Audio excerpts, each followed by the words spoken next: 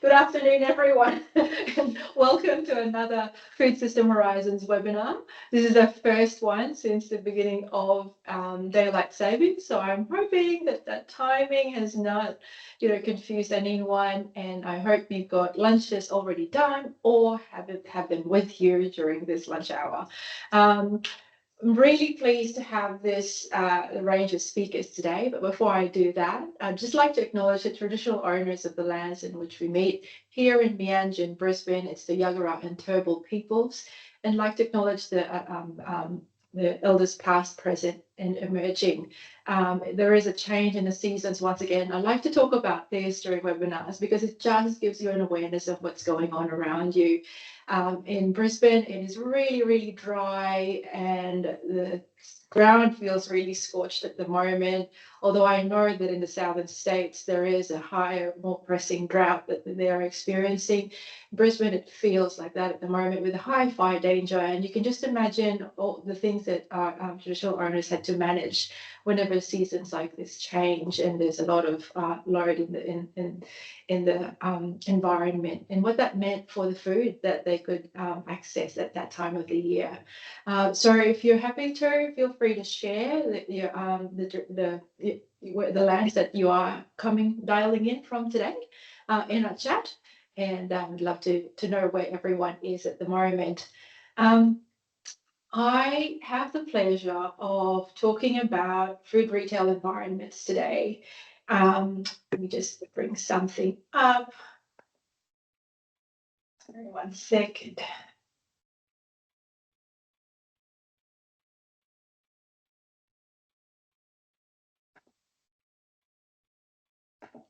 I've got a range of speakers who are going to talk about food retail environments from very different perspectives.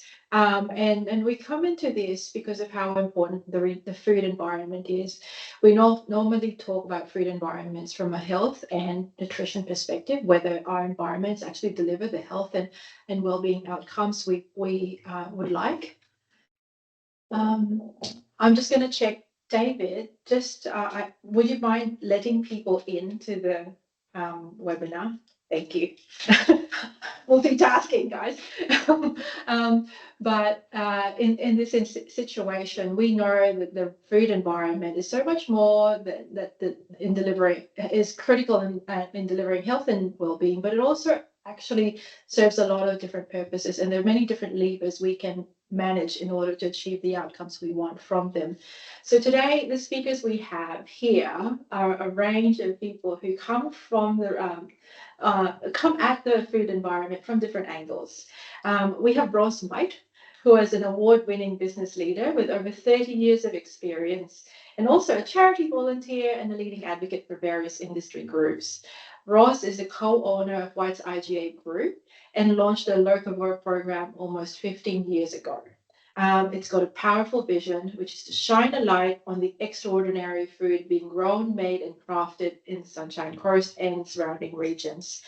She's got lots more to say, and later on, once I am not talking, I'm going to share her podcast, which I had to confess to her, I started listening to, but then I stopped because every time I'd listen to it, I'd get hungry. And so it's a really, really great podcast. It tells you the story of how local movement can actually really shift the environment that you are in. And passion, it's really about passion is what I got out of that. So stay tuned and hear from Roz. Our next speaker here today, a panelist really, is Deepa Jayapalan. Deepa is a dietitian and a public health expert who views food as a catalyst for societal transformation. Her career spans academia, international NGOs, and Big Health, where she led the food systems team. She's also the lead convener for food systems at Regen Melbourne, and so to be talking about their Earthshot nourished neighborhoods. And I'll share a link about that later on. I've been stalking Deepa's work for quite some time, so I'm really pleased to have her here in her Food System Horizons webinar. Last but not the least is David Reynolds. David actually led the authorship of the Food Retail Environment Insights chapter of the State of the Food Systems report. And David comes from a social science perspective, so he is able to link system level sustainable change with how households live. It's a critical last mile in terms of these change transitions that we want to see. And often we try to work at the big spaces, but it's that last bit of how households actually change that is actually missing. And so I'm hoping that David can actually share a little bit more about the different ways that you can approach food environments from a social science perspective. And I'll be sharing some of my thoughts too, because privilege. But thank you for this. So I'm going to start off with the State of the Food System report. And when we were trying to capture what the state of Australia's food system was like, one of the big questions that came about is what is our retail environment, what is our food environment like in Australia, and have we studied enough of it? I go back to about 6 to 8 years ago when one of my colleagues, Jessica Bogart, who's a nutritionist, she'll be in our next webinar on food policy coherence. She actually opened my eyes to what food environments are like. And we were in the outskirts of Hyderabad in India, which is why I'm wearing my India and South Asia uniform. This is what I wear when I go international work over there. I got exposed to the question of what supply chains and value chains come into people's food environments. And so instead of just pursuing a supply chain and chasing it all the way to the end point, we actually went the other way and looked at what do consumers interact with and who are the supply chains that feed into this system. And it gives you a very different perspective once you start looking at that environment with a different lens. And that's how we started learning about it. And so when we started talking about the state of Australia's food system, one of the big questions was, what do our consumers, what do we as citizens encounter in our food environments, and how is that designed? How does that take place? So I want to reiterate some of the points that we raised in that insights chapter, in that convenience strongly shapes how Australians source their food. With our busy lives, longer days at work, a change in just family structures, societal priorities, all these sorts of things, convenience drives a lot of how we purchase our food or how we source our food. And most of us source our food from supermarkets. Yeah, she's fantastic. And then how cruisy to work with, that she's just basically like, do what we can lead it. Yeah. I mean, obviously that's like. Just going to put that person on mute. Okay, good. Thank you. The other thing is that our food environments are not all the same. We don't have equitable food environments. Economic and geographic disparities in food access mean that not all Australians are served equally by their food environments. And that's where we can start to see, the concept of food deserts and food swamps. So food deserts where people don't have access to healthy food outlets, and food swamps where there are more unhealthy food options than there are healthy options. And we start to see that, especially as we go outside to peri-urban areas and you actually develop new developments are an interesting sort of space where you might have more unhealthy outlets than you do healthy outlets. Australians also have low awareness of the impact that food environments have on dietary choices and health outcomes, and this can be improved. That impacts on our agency in terms of how we actually make decisions around the things that we purchase. If we don't have enough information about that, it limits our ability to make decisions. And lastly, a coherent vision for the future of Australia's food environments will be a key part in achieving food system goals. I have to be honest, in the National Food Security submission that we had put together, we put forward the idea that food environments should be a key priority in enhancing food security. And that's because it is that part of the equity space and access, the agency. It's an interplay of the various issues that we actually really value about our food system. So main challenges are lack of equitable access, convenience and familiarity drive our choices. So if we get into our habits, it's very hard to get out of it. Balancing that with affordability and healthy food choices is actually really hard, but we should attempt to do it. And so that's where we are at with the challenges around food environments. But I'm going to now then feature our three special speakers and get the conversation going. Roz, I'm going to start with you. tell us a little bit about yourself and your relationship with food environments. How have you approached creating the food retail environment that you have built? That's a big question, but I just thought you might share a little bit of how that journey went. Yeah, thank you so much, Lily. Hello to everyone. Thank you for having me here today. I'm super thrilled and excited to be here to share my passion for sourcing local food. And my journey started about 32 years ago when my husband and I bought a very small little convenience store here in Maroochydore on the Sunshine Coast and launched into this unknown world of convenience sector, which has now led 32 years later to having 6 IGA supermarkets right here on our magnificent Sunshine Coast. So I am a farm girl. I grew up on the land, so I've always had a deep connection to primary production.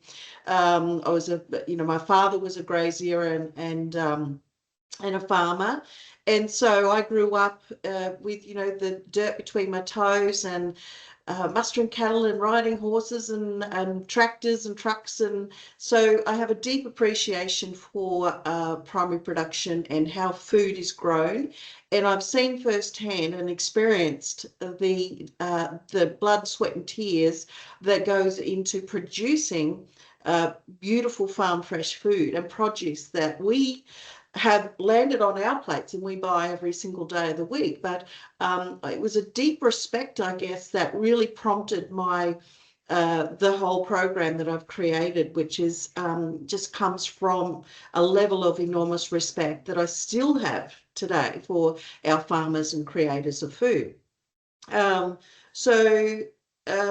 Probably I really wanted to create, I had an aspiration, even though we kind of had old stores for a long time, because we were just building our business very gradually, and we bought old stores and did them up. But I always had this aspiration of creating this beautiful space and this environment where I could offer to my customers something really unique and meaningful with purpose. And I had a deep aspiration, but I didn't actually know what it was. I started to source unique foods from, I didn't really even know what I was looking for, but I started to source unique foods from different, so I'd go to markets, the Monday markets, the Noosa farmers markets. There wasn't very much local produce around that I could stock in my stores easily. And it was just didn't really, wasn't a thing. But I still kept at it, and I brought in a couple of suppliers, local suppliers. Essential Grain was one of my early ones, Sue's Cuisine, and some of those products we still sell today, which is quite incredible. But it was very laborious and a lot of work to I have to go and I buy the product. I'd have to contact the grower or the stockist, and the wholesaler or the distributor, and just say, how can I get your product into store? It was long-winded, laborious, and it took a lot of effort. And literally sitting on the bed. But we started to accumulate, quite a few, not too many, but local producers. And then we used to have this gorgeous old gentleman, and he would grow pumpkins and sometimes corn, seasonal product, and he would literally plant the seeds, nurture the crop, pick the crop, pack the crop, and deliver it into our store. And there was something beautiful and organic in his old red vintage truck. But it was something really beautiful and organic, and just something about that really, really drove my passion.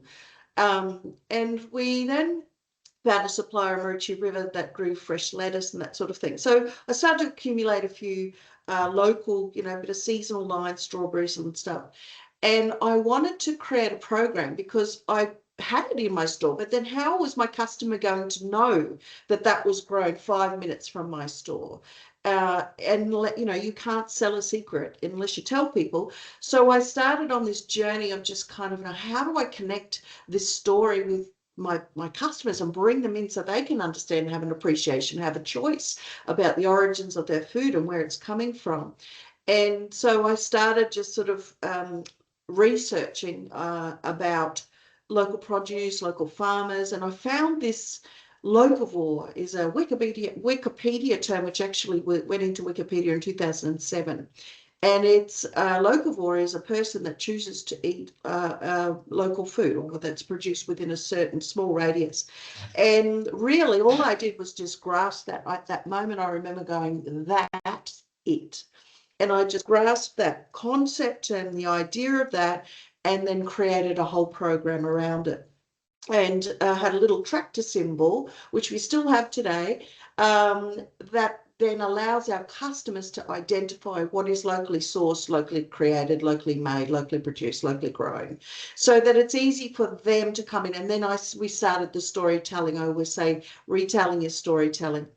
And so, you know, it's connecting the creator with the family. So I'm just the lucky person in the middle that gets to be able to offer that to my community. And then families can be nurtured at home, nourish their family and nourish the community as well. And it supports local families and the economy, and it does so many incredible things. And I'm, you know, happy to go into all of those wonderful benefits of being a locavore. But what is really meaningful is that it's we have now created a program that supports over 200 local suppliers just from the Sunshine Coast region, and that has enormous impact, and our customers love it. And you have how many stores now, Roz? We have 6 supermarkets. 6. 6 right. supermarkets, yeah. We employ about 560 people across those supermarkets, and I have 560 advocates in the community. And it's when your team embrace it and understand it and love it too, that's when you can build great momentum, because they have to support it in store, otherwise it doesn't happen. So that it's how they buy, it's how they display it, it's how they make sure that it has the locavore product on it, and then, you know, that's execution. So you can have the best idea in the world, but if it's not executed, then, you know, nobody knows about it. So I am grateful to them that they all had the same level of passion and drive in this space that I do. And I can so relate with what you just talked about, because this is not a secret. I shared it on LinkedIn that about a month ago, I went on a local food hunt. And I live in the western suburbs of Brisbane, so suburbia. Got a small range of things, not very diverse, really. And so I gave myself the challenge of finding local food. It was really, really difficult. And not because they weren't there, it was hard to find. It was really hard to identify what was local. I had to Google locations. You know, is this town in Southeast Queensland? That was my thing. Is I wanted Southeast Queensland produce, and it was quite difficult. And I had a chat with one of the shopkeepers, and I asked her, "Would you set up a stand that actually says this is local food?" And she goes, "But I don't even know which one's local herself." And so, and she was the owner, and so it was, you know, it's just a lot of work. And so kudos to you for empowering the store and the staff to be advocates in this thing, because I think that's a really, really important thing. I'm going to shift to Deepa, who's coming at the concept of this from a very different angle. Nourished neighborhoods, which is local food at the heart of the city. You know, it's not often that we think of cities as a key part in the local food movement, but there's actually a lot to be said about how Melbourne's doing this. Deepa, can you share about your work and about the Nourished Neighbourhoods Earthshot, and I suppose what that journey has been like from your angle? Thank you everyone. And I'm Darlene here from Wurundjeri country, and so I'd like to pay my respects to their elders, past and present, and those coming through, and acknowledge First Nations people as the original food system thinkers and activists of this land as well. It's wonderful to be here with you all, and I learnt so much from Roz's insights, because she's actually doing this, and largely I would say I'm maybe a thinker and a dreamer and a storyteller in this space. And so the organisation I work for, Region Melbourne, we work on this concept of Earthshots, and the idea that we need to create aspirational missions and things that we need to be working together towards, because these problems are incredibly complex, and we need to capture the imagination of communities along the way. And so the Earthshot that we designed for the food system was this idea of nourished neighborhoods. And while it's this beautiful, it's something that whenever I tell people that talk about nourished neighborhoods, it's kind of like really warming and it makes you feel good, this idea of nourishment in your own neighborhood.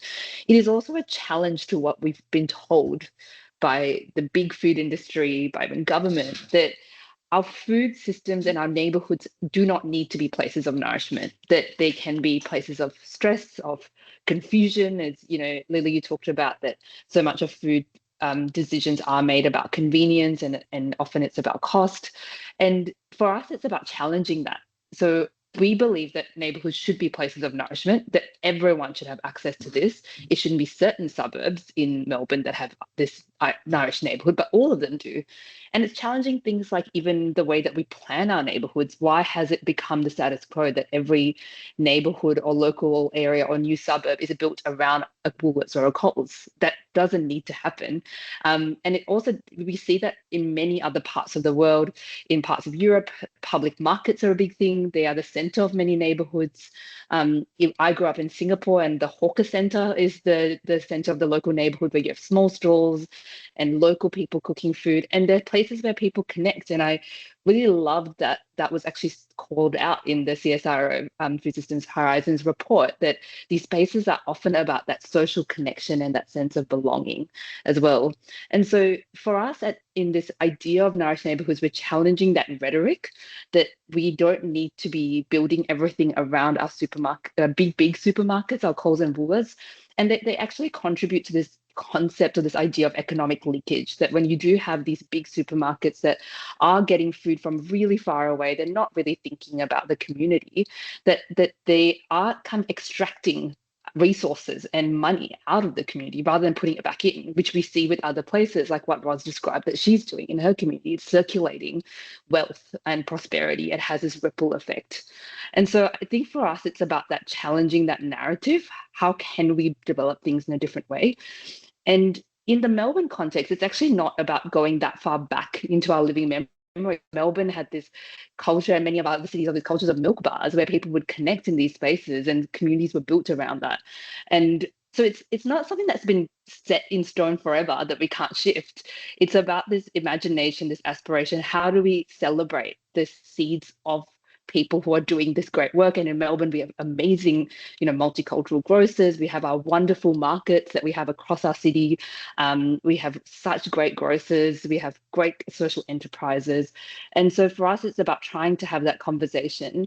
And also, as you pointed out, Lily, this conversation around equity and justice as well. So it's such a strong thing that you see in Melbourne. It's some great work that's been done from many academics, and calling out some work that was done by Deakin University and Cindy Needham a few years ago, looking at food swamps.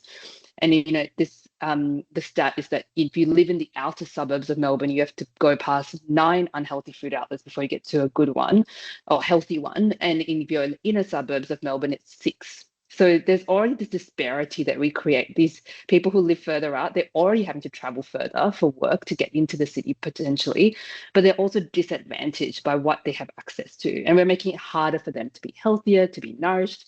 And so how do we kind of keep challenging those ideas? And so I think I love these conversations. I love the conversations about retail, because they are the way that people experience our food system most closely in our cities. And I also love the conversations about cities, because 75% of Victorians live in Melbourne. So 75% of our eaters are here, and they're making decisions every day, but they're making decisions in a system that does not allow them to be choosing or to be accessing nourishment and local food, and for them to actually be supporting the producers that are outside our cities that are doing that work. We make it so hard for that to happen. And so I'm really excited by this conversation, really excited by the conversation that Roz was just having, and I love to just see more of this, and that is our vision for a nourished neighborhood. Thanks, Deepa. I mean, it's such a, I can see why it's an earth shot, right? It's a tough one. It's a really tough one to try and aim to. And while we talk about cities, I don't want to discount that we have this horrible stat in our work chapter that 34% of remote residents have only access to one food retail option. That is disturbing. And so while we do have issues in the cities, there are also very severe issues as we go out in remote, and I don't want to ignore that. But we do have interesting dynamics taking place. And one thing that we do know about cities and towns and remote regions is that in the end, how people make decisions is based on what they know and what they have access to, and that we have our decision framing that we navigate with. Now I'm going to pass to David because he's a social scientist who looks a lot about that decision making. I have a management science background, so when I entered the food retail environment conversation, I'm immediately jumping to product place, promotion place, because that was what I was taught in marketing 101. From a company's perspective, was placement of this product and how do we promote it and how do we communicate with the consumer. Consumer is the term that we use for people like us. David likes to use eater because we all eat, all humans have to eat. And so there are different perspectives to how we view this depending on the discipline that you come from. David, tell us a little bit more about the social science perspective of food environments. Thanks, Lily, and kia ora, everyone. I'm coming from Turrbal and Yagara country here in Meanjin, Brisbane. So food retail environments are often approached, or mostly approached, by nutrition and dietitians, those disciplines.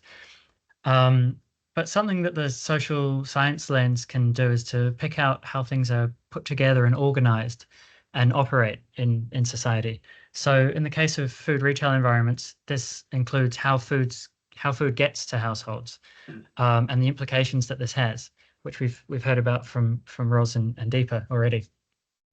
It can also include how the way that happens has outcomes for the rest of the food system, so up the supply chain all the way to producers, as well as implications for the people and the actors who participate in food retail environments in different ways, as retailers, as and as eaters or customers.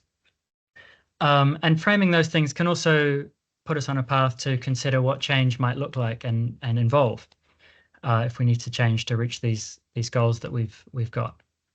So that's quite broad and a bit abstract, which I'm prone to. So I'll introduce 3 observations about Australian food retail environments through a social science lens to be a bit more tangible. So first off, Australian food retail environments are strongly shaped by a really successful food safety regime. And responsibility for that lies across governments from local up to the federal level. So what's most visible about food retail environments is shops and advertising and those private companies generating and shaping those. But the regulations, these government regulations, and the public trust that they have generated and continue to support enable food retail environments to be organized the way that they are at the moment. So that's really important, but often sort of not so visible. Second, food retail environments in Australia have really marked differences across urban, rural, and remote areas, which we've already touched on today. We know that food access, price, freshness, and variety are all much better in general in urban areas than in remote areas. And this is an outcome of the way that food retail environments are organized. It's not inherent to living a long way from the nearest traffic lights. This situation has been generated through trade-offs and decisions that have been made in public and in corporate policymaking. And these decisions create and maintain these differences. Our third observation is that the food retail environment in Australia is dominated by large supermarket chains. So between 75 and 85% of groceries are purchased at Aldi, Coles, and Woolworths. And what that does is give decision makers in those companies a really huge influence on how our food retail environment is organized. It's not necessarily a problem that these businesses are making business decisions with their priorities, but the fact that it's up to 85% of food retail means that that scale makes it important to consider how this is happening and the priorities that are being pursued and the trade-offs that are being made. So with our short time today, I'll give 3 quick examples. One is that large supermarkets are big operations and they buy huge volumes of food, and they don't buy food in small quantities.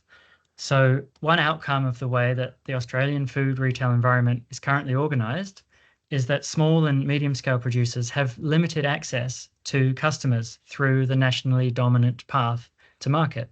Remember, up to 85%.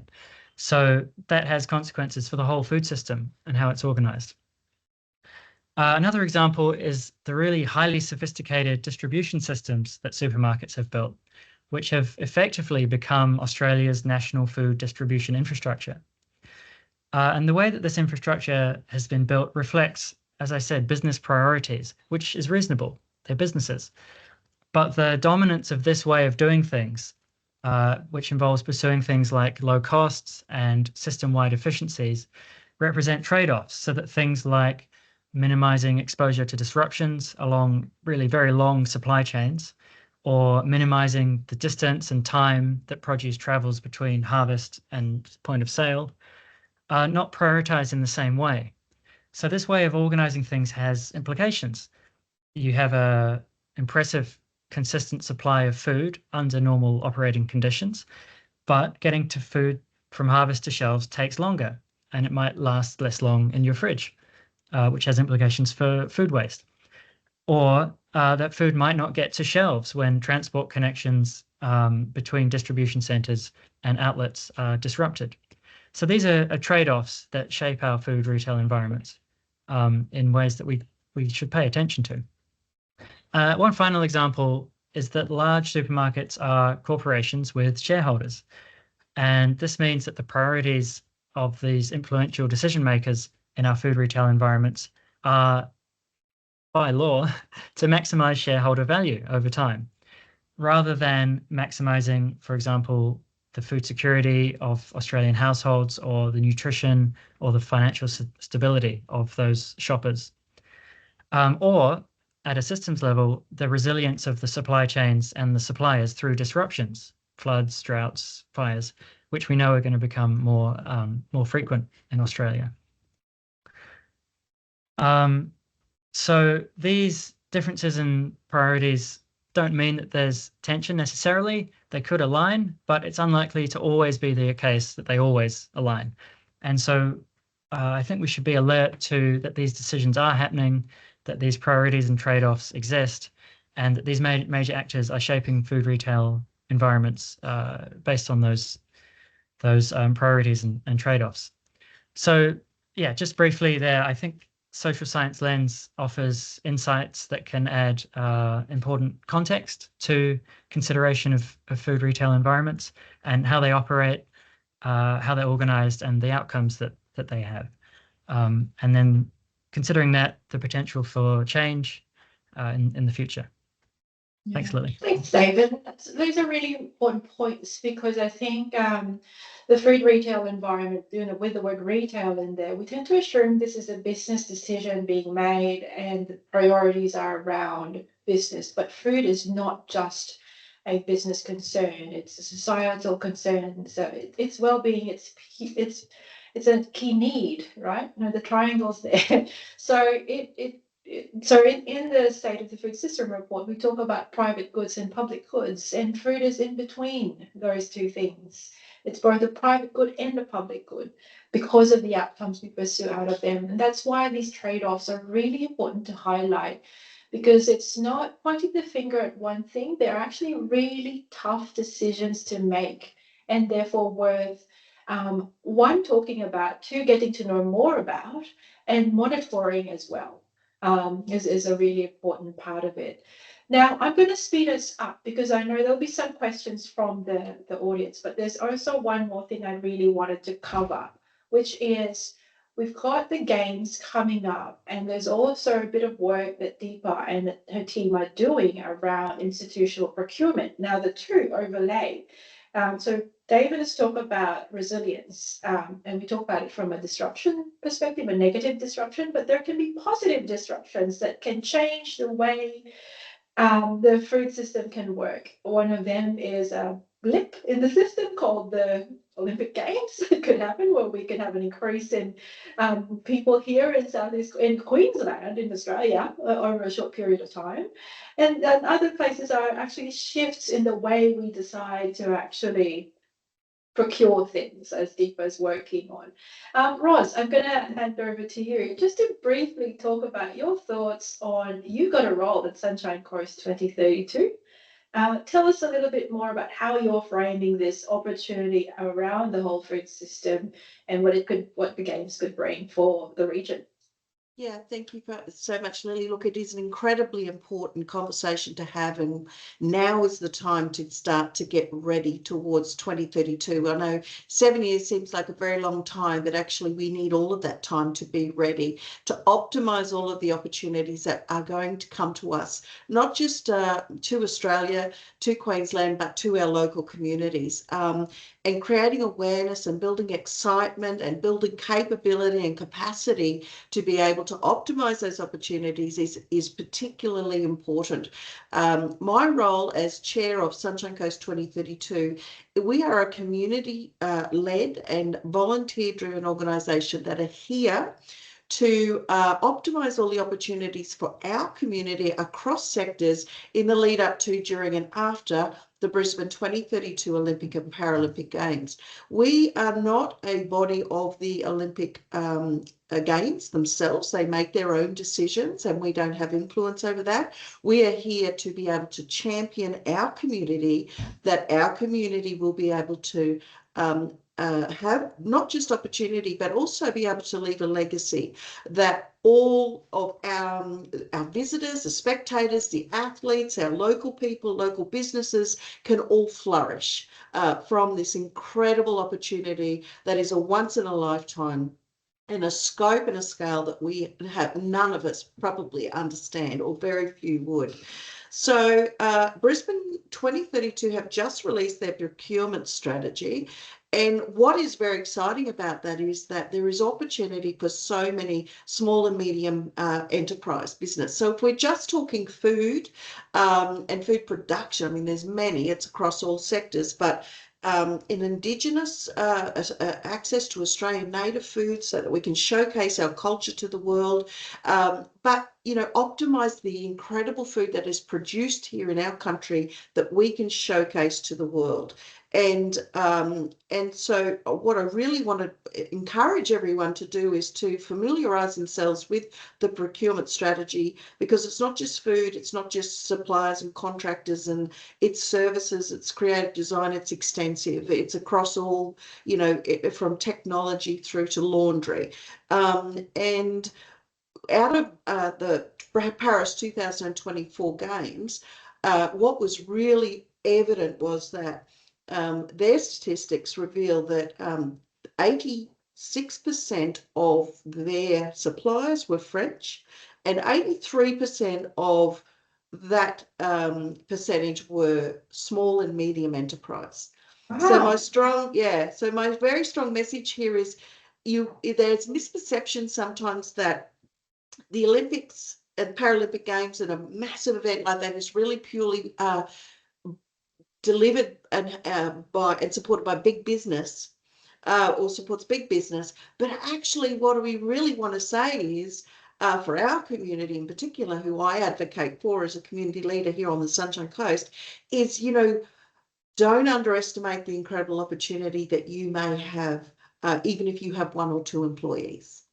And I think what's really beautiful about that is the sense of collaboration and building resources together in a collaborative, in a supportive way, that, you know, you think about businesses, if you think about the disruption, so 250,000 temporary seats they need. So if you're in the business of seating, you know, you're not going to suddenly build a factory that's able to produce 250,000 seats, because once the Olympic Paralympic Games have gone, then there's no need for that. So think outside the 9 dots of how yes, you could be a contractor and be able to be part of that, but then how could you have that as a sustainable model going forward? Could you, rent out those seats to other for future events, or could you collaborate and have multiple manufacturers that are actually being able to solve that for now, but also, sort of share that right across multiple producers. So creators. So look, there's so many examples. The most important thing is to go onto the portal. If you think there's an opportunity for you, want to know more, register so that you can start to be informed and start to participate, so that you can be informed, anticipate all the opportunities, cooperate and collaborate with the stakeholders, and be ready. That's the biggest message. So it's an exciting That's time. exciting. Yeah. So, and there's so much more to come. So, yeah. Yeah, I think the message I get there is that the opportunity for collaboration is prime, and it's really about the legacy that it brings for the whole region, for Australia, really, is what this does. So collaborating to build a future legacy. And that, Deepa, really briefly, so we can go to questions from the audience. Your institutional procurement project sort of looks into, it has a similar, similar messaging to Roz, is what I'm thinking. Yeah, definitely. And definitely not my project. It's being led by Emma Kate Rose at Food Connect Foundation, who I know is very involved with this work around the games as well, and Leah Galvin in Tassie. And I've just been very honoured to be part of that team. So the question that we've been asked by the funders of this work is MacDoc Foundation to look at what is actually happening around the way we procure food in our institutions. So government public money that's being spent on food. And looking at what's happening currently, how much money is being spent, what is the state of kind of local procurement, or what are the policies that are there, what are the current gaps, which are many, and also to do some modeling about what if we were to put some targets around local procurement or First Nations food procurement, First Nations-led business food procurement, and to think about what impact that would have across a few domains. One of them is around environmental domains, so climate change as well. And so that has been incredible, pulling out case studies from across the world where they've reduced, carbon footprint or greenhouse gas emissions by 30, 40% because of the way that they've shifted the way that their food is procured in hospitals, for example, or schools as well.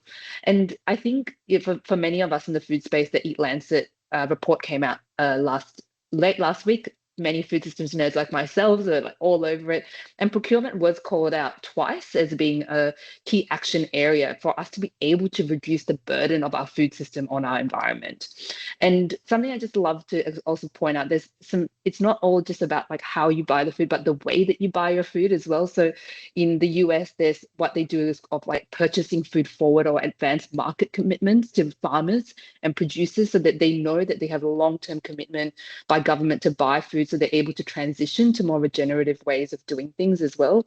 And also this idea that we've talked about so much today about the multiplying ripple effect when you buy food locally from local producers, so that you're buying maybe your milk from a local dairy farmer who's then buying another tool or equipment from someone else. And then it just has this ripple effect. And some great work that was done in Tassie around estimating this was that, for every dollar spent, there's about 2.5 or 2.3 to 2.5 times that dollar that kind of circulates in the economy.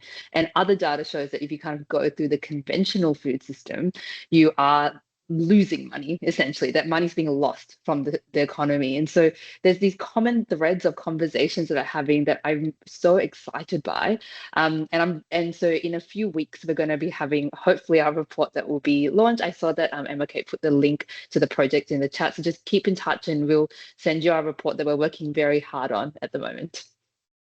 I think it's a brilliant opportunity, and I want to remind people of the webinar we had a couple of weeks, a month and a bit back on school food. And I was really, I learned a lot about that, because that is the food environment that our children actually go through.